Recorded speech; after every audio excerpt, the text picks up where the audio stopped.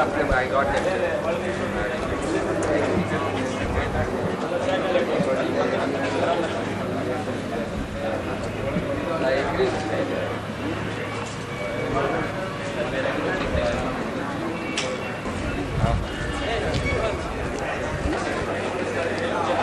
Stop, Ray. Stop.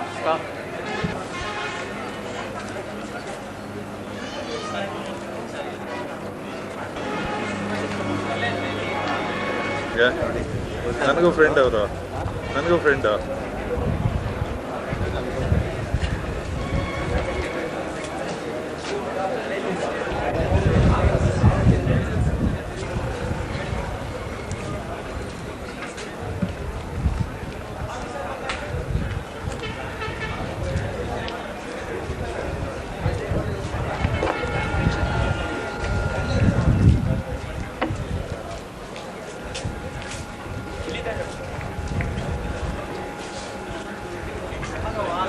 Camera ಬಿದ್ದಿದ್ದೋಗಿತ್ತಲ್ಲೇ.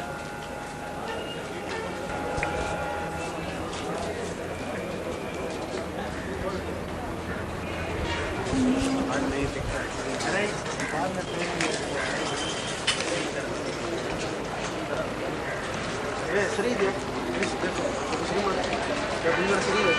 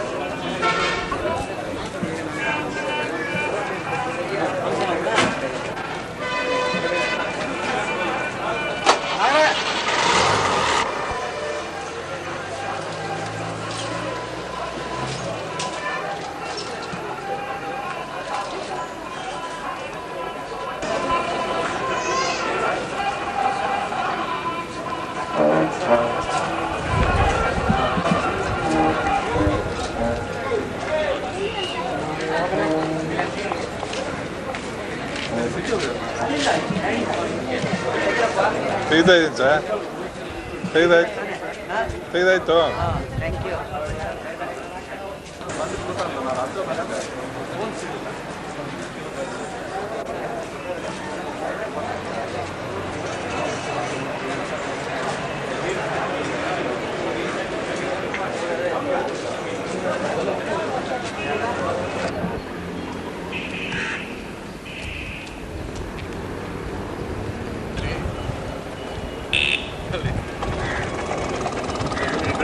ಹಾಕ್ಬಿಟ್ಟು ನಿಮ್ಮನ್ನ ಹಾಕ್ಬಿಟ್ಟಿದ್ದೀವಿ sir, ಸೇರಿಸ್ಬಿಟ್ಟೆ.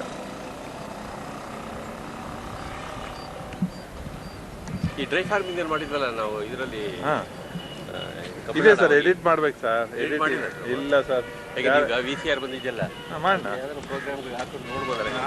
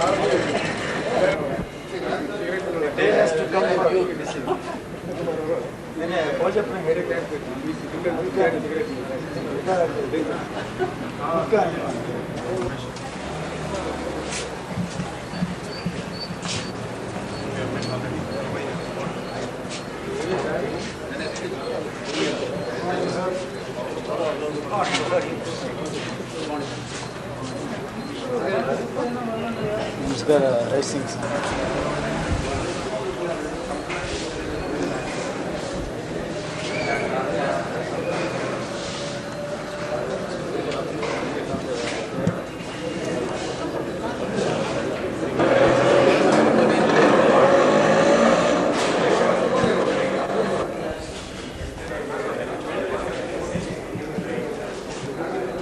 ಬರೋದು ಇದೆಲ್ಲ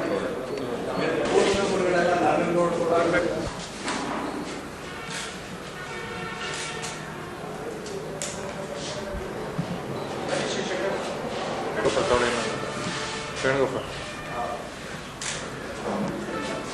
ತೋಳೆ ತೋಳೆ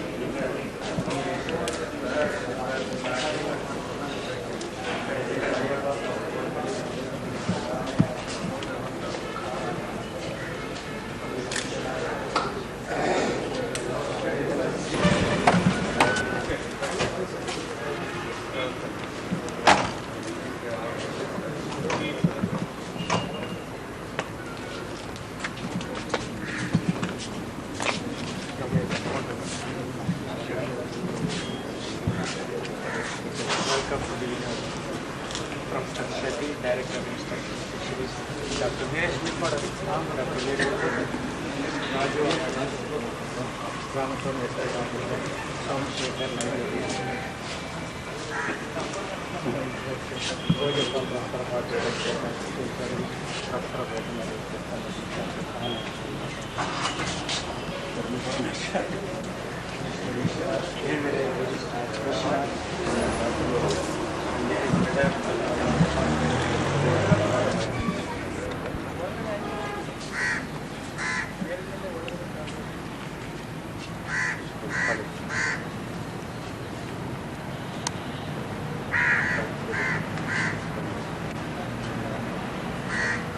ಗೌರ್ಮೆಂಟಲ್ಲಿ ತಗೊಂಡು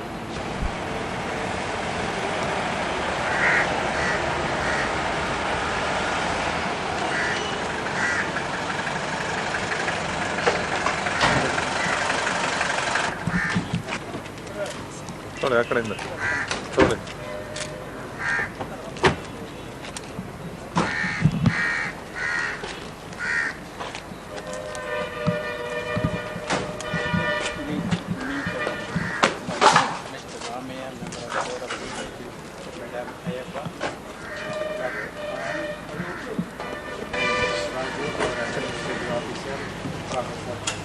Mr. Nagabhushan Controller, Professor Ram,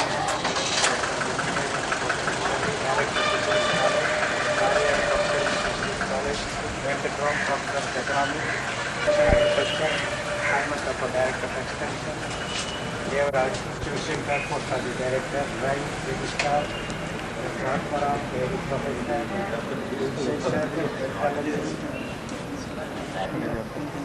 ಯಾರೋ ಡೈರೆಕ್ಷನ್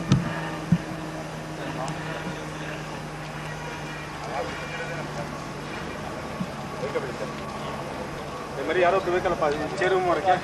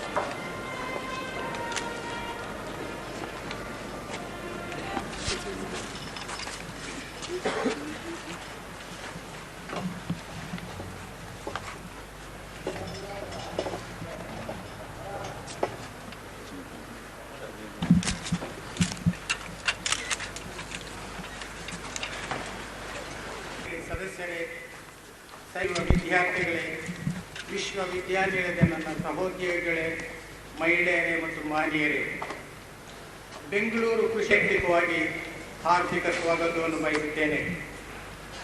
ನಮ್ಮ ಹೆಮ್ಮೆಯ ಕುಲಾಧಿಪತಿಗಳು ಹಾಗೂ ಕರ್ನಾಟಕದ ಗಂತವ್ಯ ರಾಜ್ಯಪಾಲರು ಆದ ಸನ್ಮಾನ್ ಶ್ರೀ ಭಾನುಪ್ರತಾಪ್ ಸಿಂಗ್ ಅವರು ಈ ಘಟಿಕೋತ್ಸವದ ಅಧ್ಯಕ್ಷತೆ ವಹಿಸಿ ಪದವಿ ಪ್ರದಾನ ಮಾಡಲು ಸಮ್ಮತಿಸಿರುವುದು ನಮ್ಮೆಲ್ಲರಿಗೂ ಹರ್ಷವನ್ನು ಉಂಟು ಮಾಡಿದೆ. ಇವರು ಕ್ರಿಯಾಶೀಲ ಪ್ರಗತಿಪರ ರೈತರಾಗಿದ್ದು ಇವರ ಮುಖ್ಯ ಧ್ಯೇಯ ಗ್ರಾಮೀಣ ಆರ್ಥಿಕ ಸುಧಾರಣೆಯಾಗಿದೆ. ಇವರು ಉತ್ತರ ಪ್ರದೇಶ ವಿಧಾನಸಭೆಯಲ್ಲಿ 2 ಅವಧಿಯವರೆಗೆ ಸದಸ್ಯರಾಗಿದ್ದಲ್ಲದೆ ಲೋಕಸಭಾ ಸದಸ್ಯರು ಆಗಿ ಭಾರತದ ರೈತ ಸಂಘದ ಅಧ್ಯಕ್ಷರೂ ಆಗಿದ್ದರು. ಇವರು ಕೃಷಿಯ ಉನ್ನತ ಸಮಿತಿಯ ಅಧ್ಯಕ್ಷರಾಗಿದ್ದು ಕೃಷಿ ಅಭಿವೃದ್ಧಿ ತಂತ್ರಗಳನ್ನು ಶಿಫಾರಸು ಮಾಡುವುದರಲ್ಲಿ ದೇಶಕ್ಕೆ ನೆರವಾಗಿದ್ದಾರೆ. ಕೃಷಿಯ ಅಭಿವೃದ್ಧಿಯಲ್ಲಿ ತಿಳಿಯುತ್ತೇವ ಇವರ ನಿರಂತರ ಮಾರ್ಗದರ್ಶನ ವಿಶ್ವವಿದ್ಯಾಲಯದ ಮುಂದಿನ ಪ್ರಗತಿಗೆ ನೆರವಾಗುವುದು ಖಂಡಿತ. ಗಂತವ್ಯ ಕುಲಾಧಿಪತಿಗಳೇ, ಹಾರ್ದಿಕ ಸ್ವಾಗತವನ್ನು ಬಯಸುತ್ತೇನೆ. His Excellency Governor of Karnataka and the Chancellor of this University, I extend you a very warm welcome. Karnataka ಸರ್ಕಾರದ ಕೃಷಿ ಮತ್ತು ತೋಟಗಾರಿಕೆ ಸಚಿವರು ಹಾಗೂ ಈ ವಿಶ್ವವಿದ್ಯಾಲಯದ ಉಪ ಕುಲಾಧಿಪತಿಗಳಾದ ಸನ್ಮಾನ್ಯ ಶ್ರೀ ಬಂಗಾರಪ್ಪನವರು ಇಂದು ಇಲ್ಲಿ ಆಗಮಿಸಿ ಇರುವುದು ನಮಗೆ ಸುದೈವವಾಗಿದೆ. ತಮಗೆ ಹಲವಾರು ಕಾರ್ಯಕ್ರಮಗಳು ಇದ್ದಾಗ್ಯೂ ಸಮಯ ದೊರಕಿಸಿಕೊಂಡು ಈ ಘಟಿಕೋತ್ಸವ ಸಭೆಗಿದ್ದು ಕೃಷಿ ವಿಶ್ವವಿದ್ಯಾಲಯದ ಅಭಿವೃದ್ಧಿಗಾಗಿ ಗಣನೀಯ ಸೇವೆ ಸಲ್ಲಿಸಿದ್ದಾರೆ. ಈಗಲೂ ಅವರಿಂದ ಹೆಚ್ಚಿನ ನೆರವನ್ನು ನಿರೀಕ್ಷಿಸಲಾಗಿದೆ. ಸನ್ಮಾನ್ಯ ಕೃಷಿ ಮತ್ತು ತೋಟಗಾರಿಕೆ ಸಚಿವರು ಹಾಗೂ ಉಪಕುಲಪತಿಗಳೇ, ನಾನು ಹಾರ್ದಿಕ ಸ್ವಾಗತವನ್ನು ಬಯಸುತ್ತೇನೆ. Respected Shri Bangarappaji, I extend you a very warm welcome to this convocation. ನವದೆಹಲಿಯ ಭಾರತ ಕೃಷಿ ಸಂಶೋಧನಾ ಸಂಸ್ಥೆಯ ನಿರ್ದೇಶಕರಾದ ಡಾಕ್ಟರ್ ಎ ಮೈಕೇಲ್ ಅವರು ಇಂದಿನ ನಮಗೆ ಅತ್ಯಂತ ಸಂತೋಷದ ವಿಷಯವಾಗಿದೆ. ಇವರು ಖ್ಯಾತ ಕಲೆತಂತ್ರರಾಗಿಯೂ ಹಾಗೂ ಶಿಕ್ಷಣ ತಜ್ಞರಾಗಿಯೂ ಇದ್ದಾರೆ. ಈ ಕ್ಷೇತ್ರಗಳಲ್ಲಿ ಅವರ ಕೊಡುಗೆ ಅಸಾಧಾರಣವಾದುದು. ಕೃಷಿ ಶಿಕ್ಷಣ, ಸಂಶೋಧನೆ ಮತ್ತು ಅಭಿವೃದ್ಧಿಯ ಪ್ರಗತಿಯಲ್ಲಿ ಹಲವಾರು ವರ್ಷಗಳಿಂದ ಆಸಕ್ತಿ ತೋರಿಸಿರುವ ನುರಿತ ಕೃಷಿ ವಿಜ್ಞಾನಿ ಮತ್ತು ಆಡಳಿತಗಾರರು ಇಂದಿನ ನಮ್ಮ ಮುಖ್ಯ ಅತಿಥಿಗಳಾಗಿರುವುದು ಅತ್ಯಂತ ಹೆಮ್ಮೆಯ ವಿಷಯವಾಗಿದೆ. ನವದೆಹಲಿಯ ಭಾರತ ಕೃಷಿ ಸಂಶೋಧನಾ ಸಂಸ್ಥೆಯ ನಿರ್ದೇಶಕರಾಗಿ ಸಂಸ್ಥೆಯ ಅಭಿವೃದ್ಧಿಗೆ ವಿಶಿಷ್ಟ ಕೊಡುಗೆ ನೀಡಿದ್ದಾರೆ. ಘಟಿಕೋತ್ಸವ ಭಾಷಣ ಮಾಡಲು ಒಪ್ಪಿರುವುದಕ್ಕಾಗಿ ನಾನು ಇವರಿಗೆ ಕೃತಜ್ಞನಾಗಿದ್ದೇನೆ. ಇವರಿಗೆ ನಾನು ಹಾರ್ದಿಕ ಸ್ವಾಗತವನ್ನು ಬಯಸುತ್ತೇನೆ. Respected Dr. M. Michael, I extend you a very warm welcome to be the chief guest of this convocation.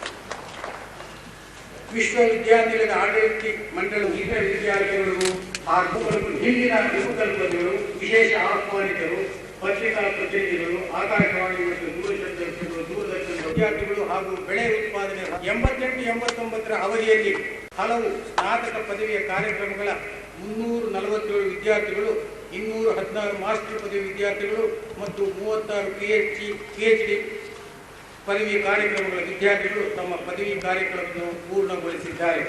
ಪ್ರಸ್ತುತ ವರ್ಷದಲ್ಲಿ 6 ವಿದ್ಯಾರ್ಥಿಗಳು ರೇಷ್ಮೆ ಕೃಷಿ ಸ್ನಾತಕೋತ್ತರ ಡಿಪ್ಲೊಮಾ ಕಾರ್ಯಕ್ರಮವನ್ನು ಪೂರ್ಣಗೊಳಿಸಿದ್ದಾರೆ.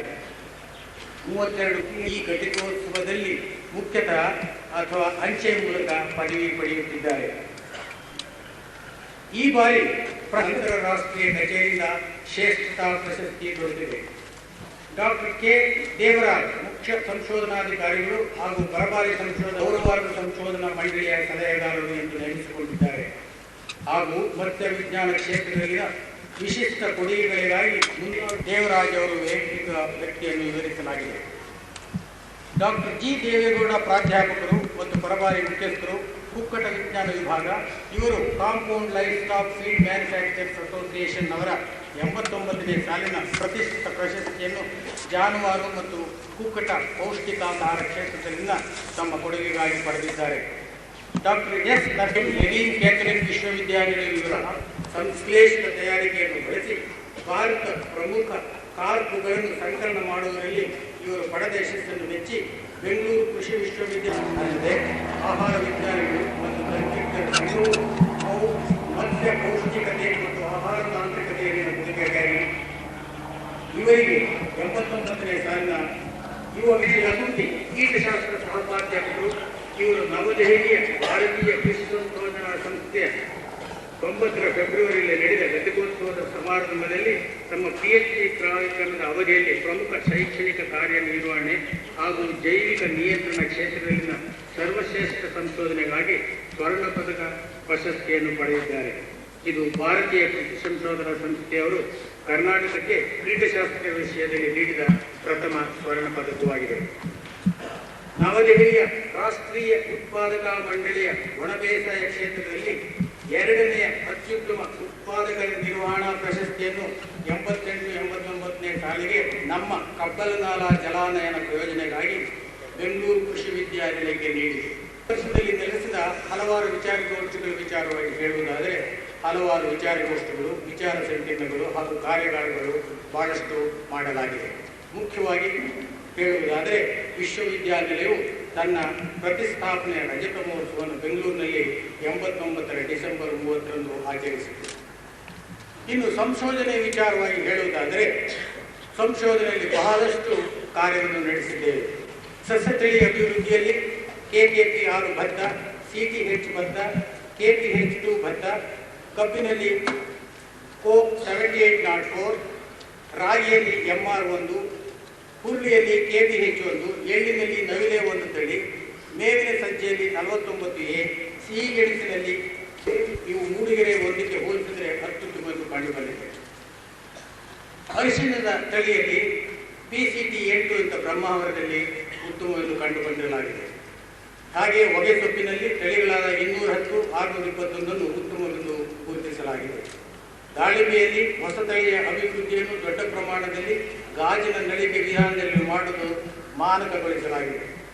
ಇದೇ ರೀತಿ ಹಲವಾರು ಕಾರ್ಯಕ್ರಮಗಳಲ್ಲಿ ಅಂದರೆ ಬೇಸಾಯ, ಸಸ್ಯ ಶರೀರ ಕ್ರಿಯಾಶಾಸ್ತ್ರ, ಸಸ್ಯ ರೋಗ ಲಕ್ಷಣಶಾಸ್ತ್ರ, ಕೀಟಶಾಸ್ತ್ರ, ಕೃಷಿ ಸೂಕ್ಷ್ಮ ಜೀವಿ ಇಂಜಿನಿಯರಿಂಗ್, ರೇಷ್ಮೆ ಬೇಸಾಯ, ಕೃಷಿ ಮೂಲ ವಿಜ್ಞಾನ ಹೀಗೆ ಹಲವಾರು ಭಾಗಗಳಲ್ಲಿ ಉತ್ತಮವಾದ ಪರಿಶೋಧನೆ ಫಲಿತಾಂಶಗಳನ್ನು ಮುಂದಿಡಲಾಗಿದೆ.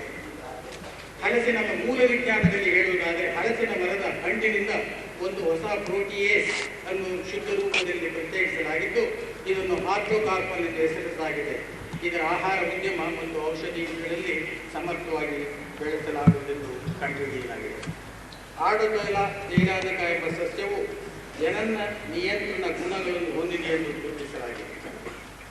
ಇದೇ ರೀತಿ ಗೃಹ ವಿಜ್ಞಾನದಲ್ಲೂ ಅಂಗನವಾಡಿಗಳಲ್ಲಿ 6 ವರ್ಷಗಳವರೆಗಿನ ಮಕ್ಕಳಿಗೆ ಕೊಡಲಾಗುತ್ತಿರುವ ಸಂಪೂರಕ ಆಹಾರಗಳ ಬಗೆಗಿನ ಅಧ್ಯಯನಗಳು ಸಂಪೂರಕ ಆಹಾರ ಕೃಷಿ ವಿಶ್ವವಿದ್ಯಾನಿಲಯ ಆಸ್ಪತ್ರೆಯಲ್ಲಿ ಗೃಹ ವಿಜ್ಞಾನ ವಿಭಾಗದ ಸಿಬ್ಬಂದಿಯಾಗಿ ವಿದ್ಯಾರ್ಥಿಗಳು ಪಥ್ಯಾಹಾರ ಸಲಹಾ ವಿಭಾಗವನ್ನು ನಡೆಸುತ್ತಿದ್ದಾರೆ.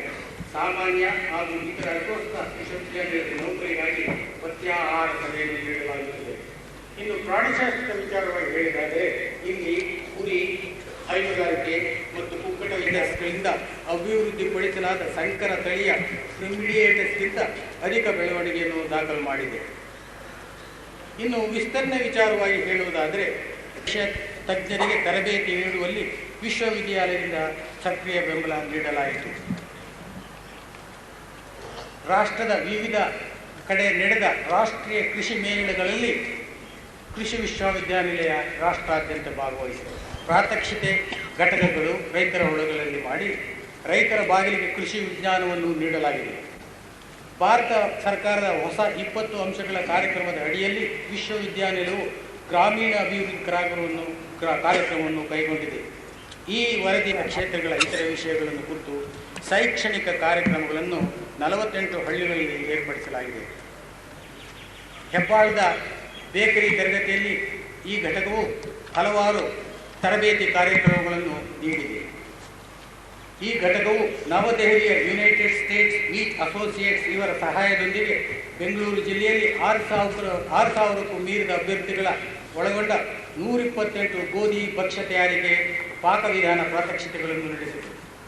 ಹಾಗೂ ಈ ವಿಸ್ತರಣಾ ವಿಭಾಗ ರಾಜ್ಯ ತೋಟಗಾರಿಕೆ ಇಲಾಖೆ, ಭಾರತೀಯ ತೋಟಗಾರಿಕೆ ಸಂಶೋಧನಾ ಸಂಸ್ಥೆ, ಕೇಂದ್ರೀಯ ಪ್ಲಾಂಟೇಶನ್ ಬೆಳೆಗಳ ಸಂಶೋಧನಾ ಸಂಸ್ಥೆ ಕಾಸರಗೋಡು ಹಾಗೂ ಬೆಂಗಳೂರಿನ ಕೇಂದ್ರೀಯ ಔಷಧೀಯ ಮತ್ತು ಸುಗಂಧ ದ್ರವ್ಯಗಳ ಸಂಸ್ಥೆಗಳ ಸಹಕಾರದೊಂದಿಗೆ ಪ್ರದೇಶವಾರು ತೋಟಗಾರಿಕೆ ಬೆಳೆಗಳ ಬಗ್ಗೆ ಪರಿಷ್ಕೃತ ಪ್ಯಾಕೇಜ್ ಆಫ್ ಪ್ರಾಕ್ಟೀಸಸ್ ಅಧಿಕ ಇಳುವರಿಗೆ ಸಾಂದ್ರ ತರಬೇತಿ ಕೇಂದ್ರವು ಮಹಿಳೆಯರು ಮತ್ತು ಯುವಕ ತರಬೇತಿಯಲ್ಲಾಗಿದೆ. ಮೂಡಿಗೆರೆಯಲ್ಲಿ ಕೃಷಿ ವಿಜ್ಞಾನ ಕೇಂದ್ರವು ರೈತರಿಗಾಗಿ ಹಲವಾರು ಉತ್ತಮ ಕಾರ್ಯಗಳನ್ನು ಮಾಡಿದೆ. ಇನ್ನು ವಿದ್ಯಾರ್ಥಿ ಚಟುವಟಿಕೆಗಳ ವಿಚಾರವಾಗಿ ಹೇಳುವುದಾದರೆ ಲೋಕಸಭಾ ಸೆಕ್ರೆಟರಿಯೇಟ್, ಪಾರ್ಲಿಮೆಂಟ್ ಹೌಸ್ ನವದೆಹಲಿ ಇವರು ಮದ್ರಾಸ್ ಹಾಗೂ ನವದೆಹಲಿಗಳೆರಡರಲ್ಲೂ ಪಾರ್ಲಿಮೆಂಟರಿ ಡೆಮಾಕ್ರಸಿ ವಿಷಯ ಕುರಿತು ಅಂತರ್ ವಿಶ್ವವಿದ್ಯಾನಿಲಯ ಸಿದ್ಧ ಭಾಷಣ ಸ್ಪರ್ಧೆಯನ್ನು ಏರ್ಪಡಿಸಿದ್ದರು. ನಮ್ಮ ವಿಶ್ವವಿದ್ಯಾನಿಲಯದ ತೃತೀಯ BSc ಕೃಷಿ ವಿದ್ಯಾರ್ಥಿ AM ಧನಂಜಯ ಅವರು ಮದ್ರಾಸ್ನಲ್ಲಿ ಪ್ರಾದೇಶಿಕ ಹಂತದಲ್ಲೂ ನವದೆಹಲಿ ರಾಷ್ಟ್ರೀಯ ಮಟ್ಟದಲ್ಲೂ ಪ್ರಥಮ ಸ್ಥಾನವನ್ನು ಗಳಿಸಿದ್ದಾರೆ. 89 ಸೆಪ್ಟೆಂಬರ್ನಲ್ಲಿ ನಡೆದ ವಿದ್ಯಾರ್ಥಿಗಳ 22ನೇ ಕೃಷಿ ವಿಶ್ವವಿದ್ಯಾಲಯದ ಕ್ರೀಡಾಕೂಟ ಕುಮಾರಿ ನೀಲಂ ಗೌರ್ ಅವರು ಮಹಿಳಾ ವಿಭಾಗದಲ್ಲೂ ಅಗ್ರಸ್ಥಾನ ಪಡೆದಿದ್ದಾರೆ. 88-80ರಲ್ಲಿ ನಡೆದ ಕೃಷಿ ವಿಶ್ವವಿದ್ಯಾಲಯದ ಕ್ರೀಡೆಗಳ ಉತ್ಕೃಷ್ಟ ಸಾಧನೆಗಾಗಿ H. ವೆಂಕಟೇಶ್ ಕುಮಾರ್ MSc ಕೃಷಿ ಅವರಿಗೆ ಬಂಗಾರದ ಪದಕವನ್ನು ನೀಡಲಾಗಿದೆ.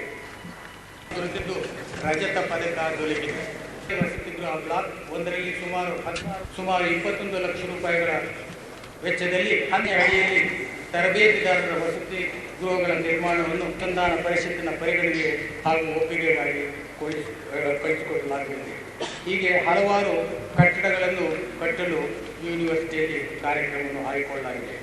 ಇನ್ನು ಗ್ರಂಥಾಲಯದ ವಿಚಾರವಾಗಿ ಹೇಳುವುದಾದರೆ 1900 ಕಟ್ಟಿದ ನಿಯತಕಾಲಿಕ ವರದಿಗಳು, ಕಿರುಹೊತ್ತಿಗೆಗಳು, ನಕ್ಷೆಗಳು ಈ ಎಲ್ಲ ಸೇರಿ ಒಟ್ಟು ಸಂಗ್ರಹದ 136 ಲಕ್ಷಕ್ಕೂ ಮೀರಿದ ಏರಿದೆ. ಆರ್ಥಿಕ ಪರಿಮಿತಿಗಳ ದೃಷ್ಟಿಯಿಂದ ಪ್ರಚಲಿತ 1051 ಪತ್ರಿಕೆಗಳ ಚಂದಾಪಟ್ಟಿಯನ್ನು ಉಳಿಸಿಕೊಂಡು ಬರಲಾಗಿದೆ. ಗ್ರಂಥಾಲಯ ಸಮಾಲೋಚನೆ, ಉಲ್ಲೇಖನ ಸೇವೆ, ಅಂತರ್ ಗ್ರಂಥಾಲಯ ಸಹಕಾರ, ಪಠ್ಯಪುಸ್ತಕ ಬ್ಯಾಂಕ್, ಇತರ ಸಂಸ್ಥೆಗಳ ಗ್ರಂಥಾಲಯ ಭೇಟಿ, ವೃತ್ತಪತ್ರಿಕೆ ಮತ್ತು ಸಾಮಾನ್ಯ ಪತ್ರಿಕೆ ವಿಭಾಗಗಳನ್ನು ವಿದ್ಯಾರ್ಥಿಗಳು ಮತ್ತು ಸಿಬ್ಬಂದಿಯವರು ಹೆಚ್ಚಾಗಿ ಬಳಸಿಕೊಂಡಿದ್ದು ಸದಸ್ಯರಿಗೆ ಪುಸ್ತಕ 1990 ಜನವರಿ ತಿಂಗಳಿನಲ್ಲಿ ತನ್ನ ಪ್ರಕಟಣೆಗಳ ಪ್ರದರ್ಶನವನ್ನು ಏರ್ಪಡಿಸಲಾಗಿದೆ. ಇನ್ನು ವಿಶ್ವವಿದ್ಯಾಲಯದ ಪ್ರಕಟಣೆಗಳ ವಿಚಾರವನ್ನು ಹೇಳುವುದಾದರೆ ಈ ವರ್ಷದಲ್ಲಿ Mysuru general agriculture science, current research, ಕೃಷಿ ವಿಜ್ಞಾನ UASJಯನ್ನು ಪ್ರಕಟಿಸಲಾಗಿದೆ. ಕೃಷಿ ವಿಶ್ವವಿದ್ಯಾಲಯದ ರಜತ ಮಹೋತ್ಸವದ ಆರಂಭದ ಅಂಗವಾಗಿ ಆಕರ್ಷಕ ವರ್ಣ ಸಂಚಿಕೆಯೊಂದನ್ನು ಸಹ ಹೊರತರಲಾಗಿದೆ. ಭಾರತ ಸರ್ಕಾರದ ಪಠ್ಯಪುಸ್ತಕ ಯೋಜನೆಯಡಿಯಲ್ಲಿ ಕನ್ನಡ ಅಧ್ಯಯನ ವಿಭಾಗವು 3 ಕನ್ನಡ ಕೃಷಿ ವಿಜ್ಞಾನ ಪುಸ್ತಕಗಳನ್ನು ಪ್ರಕಟಿಸಿದೆ. ಇನ್ನು ನಮ್ಮ ಆರ್ಥಿಕ ಸಂಪನ್ಮೂಲಗಳನ್ನು ಹೇಳುವುದಾದರೆ ಅನುದಾನದ ಅಡಿಯಲ್ಲಿ 934 ಲಕ್ಷ ರೂಪಾಯಿಗಳನ್ನು, ಯೋಜನೆ ಅನುದಾನದ ಅಡಿಯಲ್ಲಿ 170 ಲಕ್ಷ ರೂಪಾಯಿಗಳನ್ನು ಹಂಚಿಕೆ ಮಾಡಿದೆ. ಆಂತರಿಕ ಸ್ವೀಕೃತ 125 ಲಕ್ಷ ಮಾತ್ರವಾಗಿದೆ. ವಿಶ್ವವಿದ್ಯಾಲಯ ಇದಕ್ಕಾಗಿ 89-90ನೇ ಸಾಲಿಗೆ ಸುಮಾರು 26 ಲಕ್ಷ ರೂಪಾಯಿಗಳನ್ನು ಪಡೆದುಕೊಂಡಿದೆ.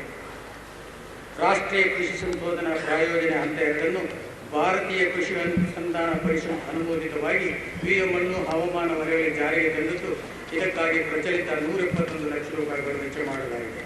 ವಿಶ್ವ ಬ್ಯಾಂಕ್ ನೆರವಿಡಿಯಲ್ಲಿ ಮಂಜೂರಾಗಿರುವ ಕಬ್ಬಲ್ನಾಲಾ ಜಲಾನಯನ ಪ್ರಯೋಜನ ಸಂಶೋಧನಾ ಘಟಕವು ಪ್ರತಿ ವರ್ಷ ಮುಂದುವರೆದಿದ್ದು ಇದಕ್ಕಾಗಿ ಸುಮಾರು 6 ಲಕ್ಷ ರೂಪಾಯಿಗಳನ್ನು ವೆಚ್ಚ ಮಾಡಲಾಗಿದೆ, ಮುಂದುವರಿಸಲಾಗಿದೆ. ಇದರ ವೆಚ್ಚ ಸುಮಾರು 40 ಲಕ್ಷ ರೂಪಾಯಿಗಳು.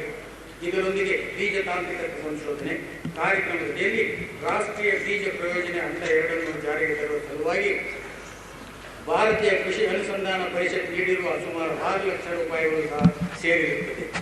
ವಿಶ್ವವಿದ್ಯಾನಿಲಯವು 80 ವೆಚ್ಚದಲ್ಲಿ ಸಂಶೋಧನಾ ಯೋಜನೆಗಳನ್ನು ಹಾಗೂ ಭಾರತೀಯ ಕೃಷಿ ಅನುಸಂಧಾನ ಪರಿಷತ್ತುಗಳು ಬೃಹತ್ ಪ್ರಮಾಣದಲ್ಲಿ ರಾಷ್ಟ್ರದಲ್ಲಿ ನಿರ್ದಿಷ್ಟವಾಗಿ ಕರ್ನಾಟಕದಲ್ಲಿ ಕೃಷಿ ಏಳಿಗೆಗೆ ತನ್ನ ಗುರಿ ಸಾಧನೆಗಾಗಿ ಹಾಗೂ ಗ್ರಾಮೀಣ ಜನತೆಯ ನೆರವಿಧವಾಗಿ ಸರ್ವ ವಿಧದಿಂದಲೂ ಶ್ರಮಿಸುತ್ತೇವೆಂದು ತಿಳಿಸಲು ಹರ್ಷನಾಗುತ್ತೇನೆ.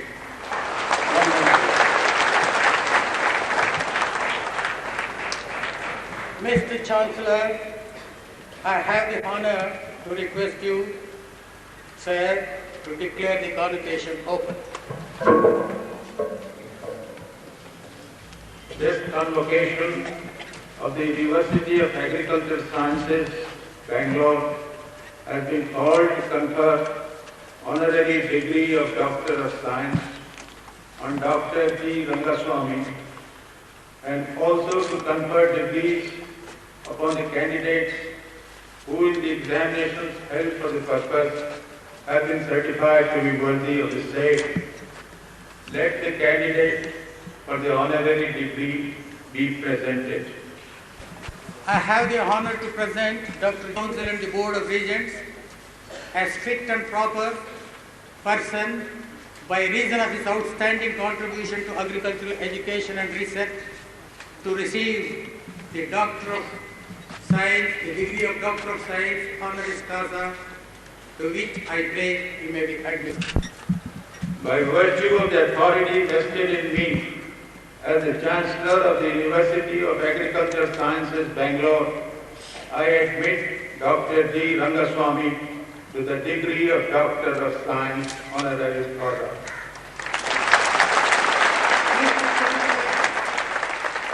It is now my present duty to present to you Dr. G. Rangaswamy, Professor Emeritus and International Agricultural Consultant, who has served the University of Agricultural Sciences, Bangalore as the first Dean and had distinguished service of over 32 years for the cause of agricultural research in the country, especially in the field of agricultural microbiology.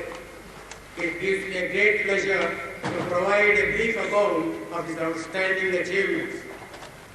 Dr. G. Rangaswamy was born on May 10, 1925 in a remote hamlet near Mettur Dam in Tamil Nadu, bordering the whole Mysore state. He was one of the few of that village who ventured for schooling at that time. After his education up to intermediate at Salem, he joined the College of Agriculture at Coimbatore and obtained BSc degree in 1946 from the Madras University with distinction and several honors. Being deputed by the government for higher studies, he obtained MSc as Associate India Agriculture Research Institute, New Delhi in 1953 in first class with first rank. The distinction he achieved at master's level led him to Rutgers State University, USA, and got the opportunity of working under the Nobel laureate Dr. Selvan Waxman, discoverer of streptomycin, and obtained PhD in microbiology in 2 years' time.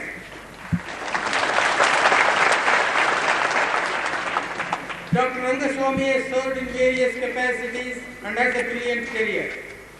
He worked as Dean of Agricultural Faculty. Later he worked as the first Dean, Faculties of University of Agricultural Sciences, Bangalore from 65 to 71. Dr. Rangaswamy served as the first Vice Chancellor of Tamil Nadu Agricultural University, Coimbatore, and gave it the best academic and administrative foundation.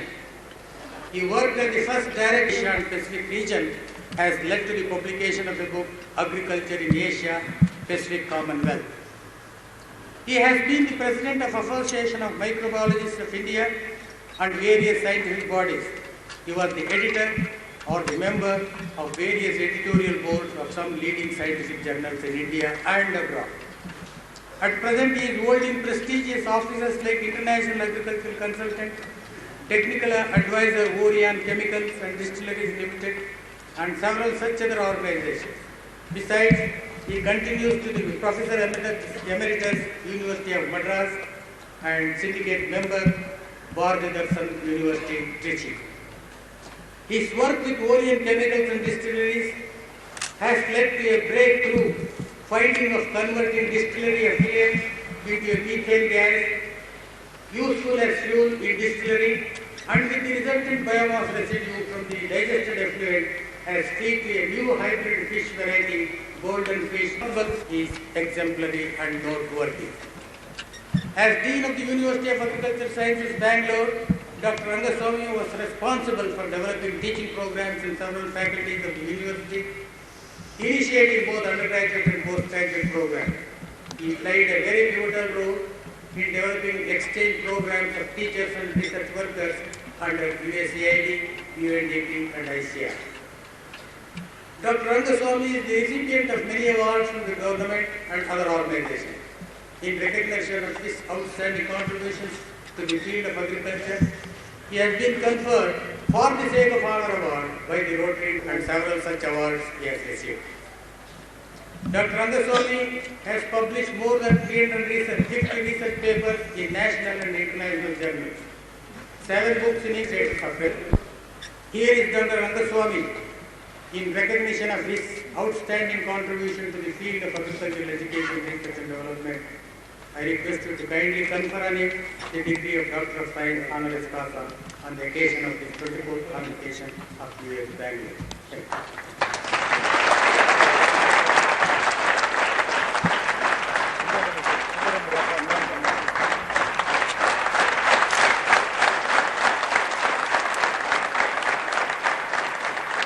Honorable Pro-Chancellor, Chief Guest Dr. Michael, respected Vice Chancellors and members of the Board of Regents and the Academic Council, and friends.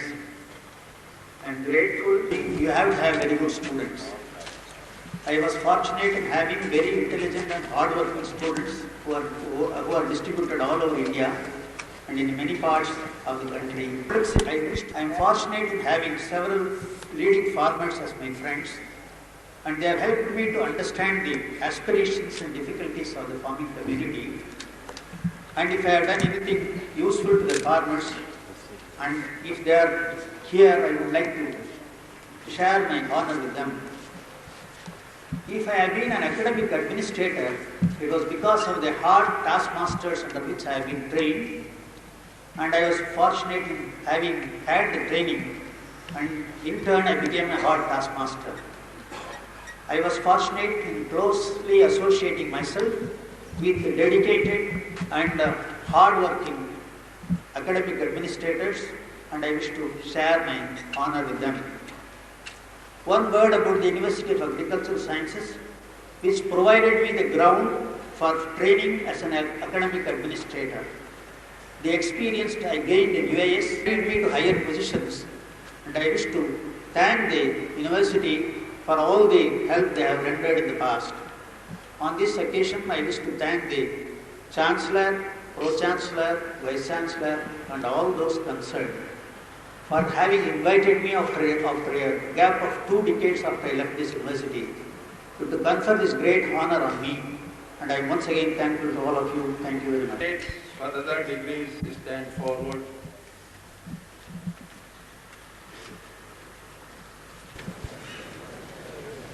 Do you sincerely promise and declare that if admitted to the degree for which you are candidates, for daily life and conversation, conduct yourself as becomes members of this university?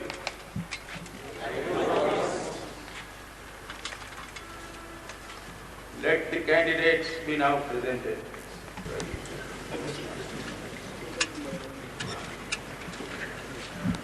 ಮಾನ್ಯರೇ, ಪಟ್ಟಿಯಲ್ಲಿ ನಮೂದಿಸಿರುವ doctor of philosophy ಪದವಿಯ ಅಭ್ಯರ್ಥಿಗಳನ್ನು ಗೌರವಪೂರ್ವಕವಾಗಿ ಹಾಜರುಪಡಿಸುತ್ತೇನೆ. ಅವರು doctor of philosophy ಪದವಿಗೆ ಅರ್ಹರೆಂದು ಕಂಡುಬಂದಿದ್ದಾರೆ.